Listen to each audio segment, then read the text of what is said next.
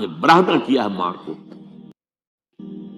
تو جو بیت رہی تھی بلال پر، ابو فقیہ پر، زنیرہ پر، جو ان پر بیت رہی تھی، جو خباب پر بیت رہی تھی، جس طرح ہلاک کیا گیا ہے حضرت سمیہ کو، تو جو بیت رہی تھی بلال پر، ابو فقیہ پر، زنیرہ پر، جو ان پر بیت رہی تھی، جو خباب پر بیت رہی تھی، جس طرح ہلاک کیا گیا ہے حضرت سمیہ کو، حضرت یاسر کو، یہ ساری تکلیفیں انہیں بھی تھی. لیکن کیا اس کا یہ بالواسطہ ایذا محمد کے لیے نہیں تھا صلی اللہ علیہ وسلم، آپ کے ساتھی، آپ کے جانثار. لیکن آپ ان سے بھی کیا کہیں، فصبروا فصبروا فصبروا. جب ابو جہل بدترین ٹارچر کر رہا تھا حضرت سمیہ اور حضرت یاسر کو رضی اللہ تعالی عنہما، آپ کے علم میں ہے کیسی کیسی ٹارچر کی ہے. جوان بیٹے کو باندھ دیا ایک ستون کے ساتھ، اس کے نگاہوں کے سامنے برہنہ کیا ہے ماں کو.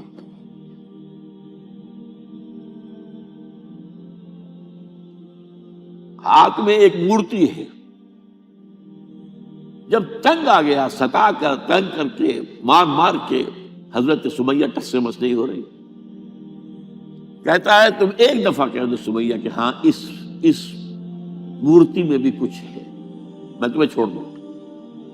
انہوں نے تھوک دیا، برچھا مارا ہے شرمگاہ کے اندر.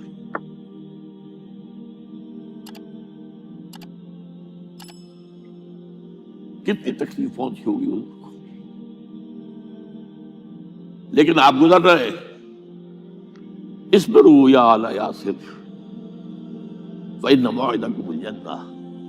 اے یاسر کے گھر والوں صبر کرو، تمہارے استقبال کی تیاریاں ہو رہی ہیں جنت میں.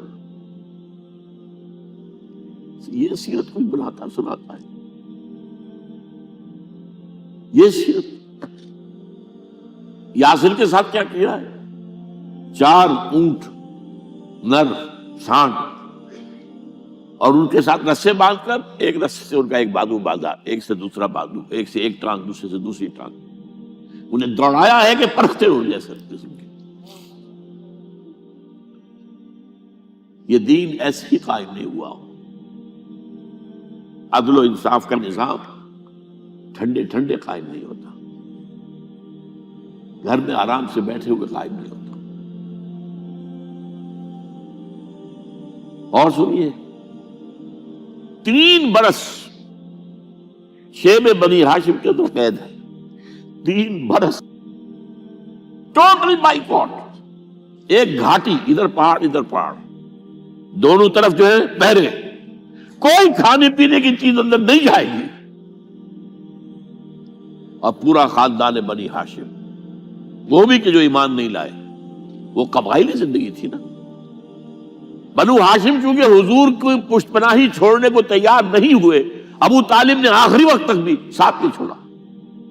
ہاں، آخری وقت کے قریب ایک بات ہو گئی تھی. ایک مرتبہ تو ہوا کہ وفد آیا ہے قریش کا کہ اپنے بھتیجے کو روک لو، وہ ہمارے معبودوں کی توہین کرتا ہے. ابو طالب نے بلایا اور آپ سے کہا کہ یہ کچھ اپنے رویے کو بدلے. آپ نے فرمایا چچا جان، اب تو چاہیے میرے ایک ہاتھ پر سورج اور دوسرے پر چاند رکھ دے، میں اپنے اس مشن کو چھوڑ نہیں سکتا. اور ابو طالب کے عین انتقال کے وقت جو معاملہ ہوا، جب وفد آیا ہے کہ ٹھیک ہے اب ہمارا جو ہے صبر کا پیمانہ لبریز ہو گیا ہے، اب ٹھیک ہے آ جاؤ میدان میں، تم بھی ساتھ چھوڑنے کو تیار نہیں ہو. ابو طالب نے بلایا آپ کو، بھتیجے مجھ پر اتنا بوجھ نہ ڈالو جو میں برداشت نہ کر سکوں.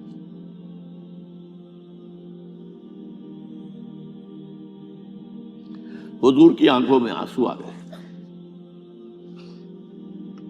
چچا جان اب تو یا یہ بات پوری ہوگی یا میں اپنے آپ کو ختم کر دوں، اسی میں ختم ہو جاؤں. 12 شیب بنی ہاشم میں 3 برس اس حال میں گزرے ہیں. ٹوٹل بائیکاٹ، کوئی کھانے پینے کی. کچھ لوگ تھے شریف النفس، مثلا حکیم بن حزام تھے رضی اللہ تعالی، اور بعد میں ایمان لے آئے. حضرت خدیجہ کے وہ رشتہ دار تھے. وہ پہاڑ پر چڑھ کر ایک طرف سے رات کی تاریکی میں دونوں دروازے تو بند ہیں. پہاڑ پر چڑھ کر چوٹی سے نیچے اتر کے کوئی چیزیں کھانے پینے کی دے آئے بس صلی اللہ علیہ وسلم. کوئی اور ایک آدھ ہوگا ایسا. یہاں تک نوبت آئی ہے کہ بنی ہاشم کے یہ پھول جیسے بچے معصوم بھوک سے بلبلا رہے ہیں اور اس کے سوا کچھ نہیں ہے کہ سوکھے چمڑے ابال کر اس کا پانی ان کے حلق میں ٹپکا دیا جائے.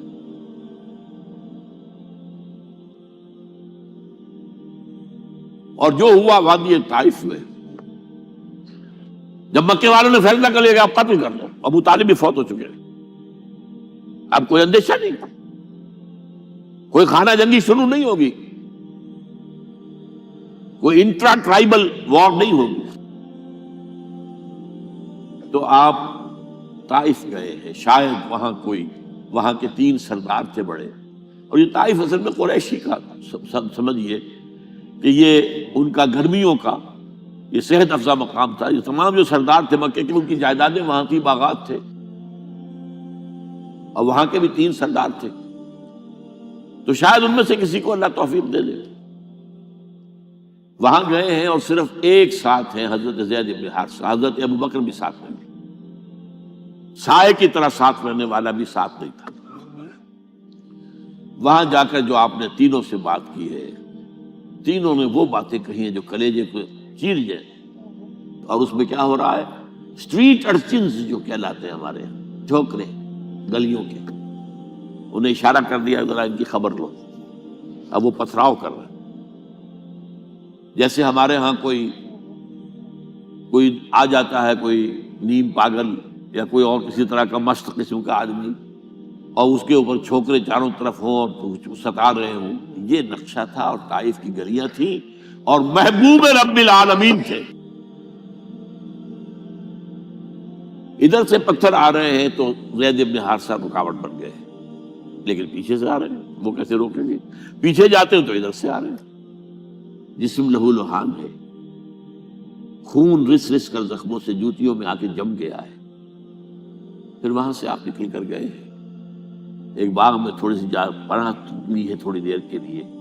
جوتے بڑی مشکل سے اترے ہیں، خون جمع ہوا، اور وہ جو پھر دعا نکلی ہے آپ کے، وہ کلیجے کو چیر جانے والی ہے. اللہم الیک اشکو ضعف قوتی وقلت حیلتی وحوانی علی الناس. اے اللہ تیری جناب میں فریاد لے کر آیا ہوں اپنی قوت کی کمی کا، اپنے وسائل کی کمی کا، اور لوگوں میں جو رسوائی ہو رہی ہے. الی من تکلنی الی بعید یتجہمنی او الی عدو ملکت امری. مجھے کس کے حوالہ کر دیا ہے؟ مجھے دشمن کے حوالے کر دیا جو چاہے میرے ساتھ کر گزرے. لیکن پھر مقام عبدیت کا ظہور ہوتا ہے. ان لم یکن علی غضبک فلا ابالی. اے اللہ اگر تو ناراض نہیں ہے، مجھے اندیشہ یہ ہو گیا کہ کہیں تو ناراض تو نہیں ہو گیا ہے، کہیں تو نے میرا ساتھ تو نہیں چھوڑ دیا ہے. اگر تو ناراض نہیں ہے تو مجھے کوئی پرواہ نہیں، جو ہو سو سر تسلیم خواہ میں جو مزاج یار میں آئے. واپس آئے ہیں تو مکے میں داخل نہیں ہو سکتے تھے، وہاں تو قتل کا فیصلہ ہو چکا تھا.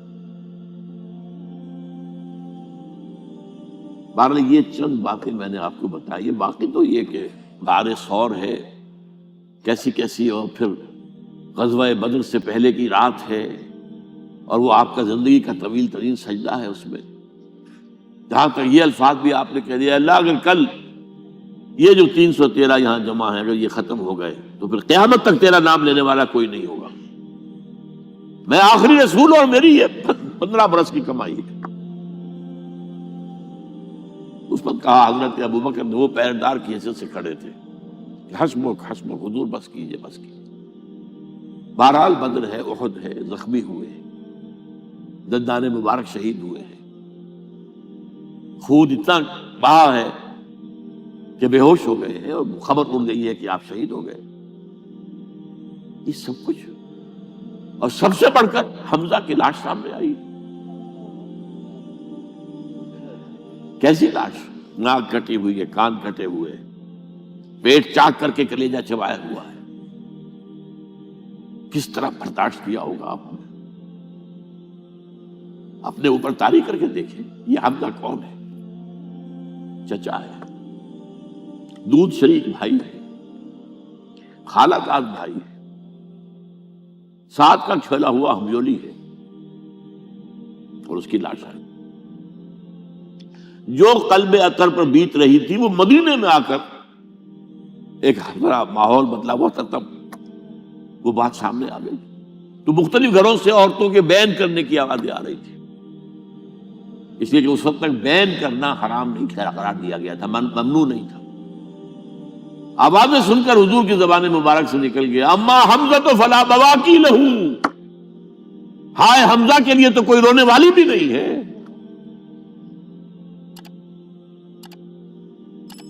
اس پر پھر صحابہ نے، انصار نے اپنے ہاں کی خواتین کو حضرت صفیہ کے یہاں بھیجا، وہ سگی بہن تھی، وہاں انہوں نے جا کے بھی تعزیت کی بہن کی۔ غزوہ احزاب کا آپ نے سن ہی لیا، اسوہ رسول پر نہ معلوم کیا کیا باتیں چیز لوگوں میں مشہور ہو گئی۔ وہ اسوہ کیا تھا؟ جب خندق کھودنے کا فیصلہ ہوا ہے تو خندق کھود رہی ہے، حضور بھی لگے ہوئے ہیں، بھاری بھاری پتھر اٹھا کر کندھے پر لا کر باہر پھینک رہے ہیں، پتھریلی زمین تھی، ایک پتھر کسی سے ٹوٹا نہیں تھا، تو حضور نے اسوہ رسول پر نہ معلوم کیا باتیں چیز لوگوں میں مشہور ہو گئی۔ وہ اسوہ کیا تھا؟ جب خندق کھودنے کا فیصلہ ہوا ہے تو خندق کھود رہی ہے، حضور بھی لگے ہوئے ہیں، بھاری بھاری پتھر اٹھا کر کندھے پر لا کر باہر پھینک رہے ہیں، پتھریلی زمین تھی، ایک پتھر کسی سے ٹوٹا نہیں تھا، تو حضور نے جو ہے 3 دفعہ جو اس کے اوپر ضرب لگائی تب ٹوٹا ہے۔ لیکن یہ کہ کئی دن کے فاقے ہو چکے تھے، کھانے کو کچھ نہیں، پورا محاصرہ تھا، 12,000 کا لشکر گھیرے ہوئے، یہاں تک کہ آپ کو معلوم ہے کہ گھروں کے اندر بیت الخلا تو نہیں ہوتے، باہر جاتے تھے قضاء، اس کا کوئی امکان نہیں۔ شدید ترین آزمائش جو ہوئی ہے اس کا نتیجہ ایک طرف یہ نکلا کہ منافقین کا نفاق ان کی زبانوں پر آ گیا۔ قرآن مجید میں ہے یہ انہی آیات میں، ما وعدنا اللہ ورسولہ الا غرورا، ہمیں تو اللہ اور اس کے رسول نے دھوکہ دے کے مروا دیا۔ ہم سے کہا تھا کہ قیصر و کسریٰ کے خزانے تمہارے قدموں میں آئیں گے، اور حال یہ ہے کہ اب رفع حاجت کے لیے باہر نہیں جا سکتے، کھانے کو کچھ نہیں۔ اس وقت کچھ صحابہ آئے ہیں حضور صلی اللہ علیہ وسلم سے، دیکھیے فاقے سے کمر دوہری ہوئی جا رہی ہے، ہم نے اپنے پیٹوں پر پتھر باندھے ہوئے، چادروں کے ساتھ پتھروں کسا ہوا تاکہ کمر سیدھی رہے۔ حضور نے اپنا کرتا مبارک اٹھا کر دکھایا، 2 پتھر میں، یہ ہے اسوہ، یہ ہے آپ کی سنت، آپ کا اسوہ حسنہ۔ لیکن اس اسوہ حسنہ سے فائدہ کون اٹھا سکتا ہے؟ لقد کان لکم فی رسول اللہ اسوۃ حسنۃ لمن کان یرجو اللہ والیوم الآخر وذکر اللہ کثیرا۔ اسوہ تو اپنی جگہ ہے، قرآن میں ہدایت سب کے لیے، ھدی للناس، لیکن فائدہ اٹھائیں گے صرف متقین، ھدی للمتقین، ہے سب کے لیے، اسوہ سب کے لیے ہے، لیکن استفادہ وہی کر سکے گا جو 3 شرطیں پوری کرے، اللہ اور یوم آخر پر ایمان اور اللہ کا ذکر کثرت